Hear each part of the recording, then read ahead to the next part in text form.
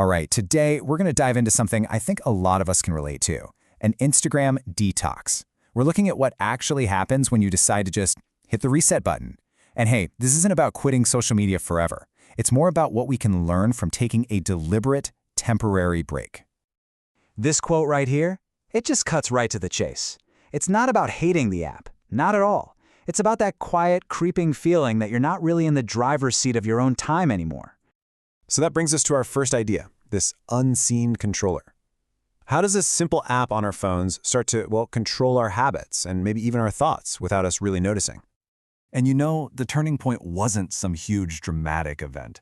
It was actually a really small, quiet moment. It's that feeling when you pick up your phone and you realize your thumb is already open to Instagram on complete autopilot.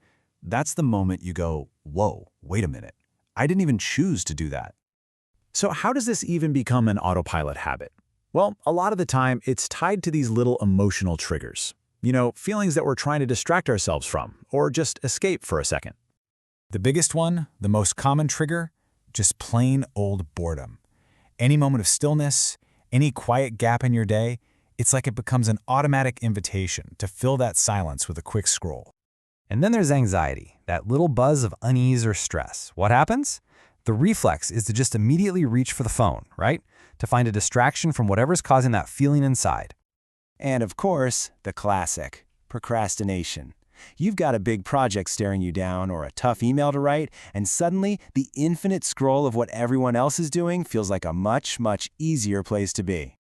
So here's the real kicker. It's this huge gap between our intention and the reality of it. The idea was always to connect with people, but the actual experience, it kind of morphed into this cycle of comparison where you're constantly measuring your own life against this perfectly curated highlight reel. Okay, so recognizing the problem is step one. But what's step two? Finding a solution. So let's break down the super simple framework for this detox. The rules were actually pretty simple. First, just delete the app. Not your account, just the app, for a set amount of time. Second, keep the things you need for actual one-on-one connection. This isn't about going off the grid entirely. Third, set some really clear boundaries. No scrolling, no story checking, no posting. And finally, a really practical one. Just give people a heads up. That way they don't think you've fallen off the face of the earth. So, with the rules in place, the experiment was on. What actually changed? What does life even feel like when you step away from that constant stream of content?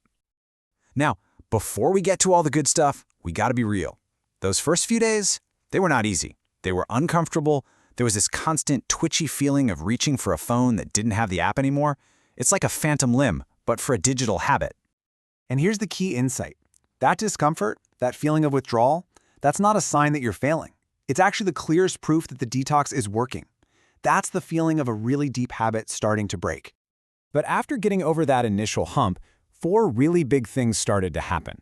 First, the mind just got quieter. Without all that constant external chatter, there was just more mental space to actually think.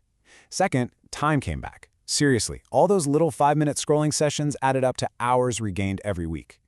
Third, confidence went up, because that constant engine of comparison was finally shut off. And fourth, and maybe this is the biggest one, life just became more present. You could actually be in the moment, without that impulse to document it or share it. So, after hearing all that, the natural question is to kind of turn it back on ourselves. How do you know if a break like this is right for you?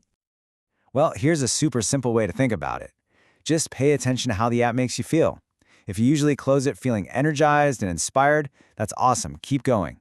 But if you consistently leave it feeling drained or distracted or just kind of less than, well, that's a pretty clear sign that a break could do you some good.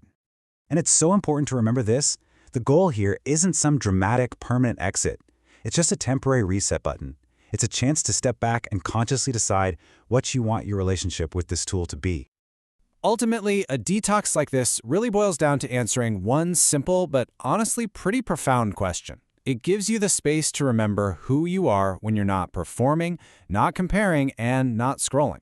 So, who are you without it?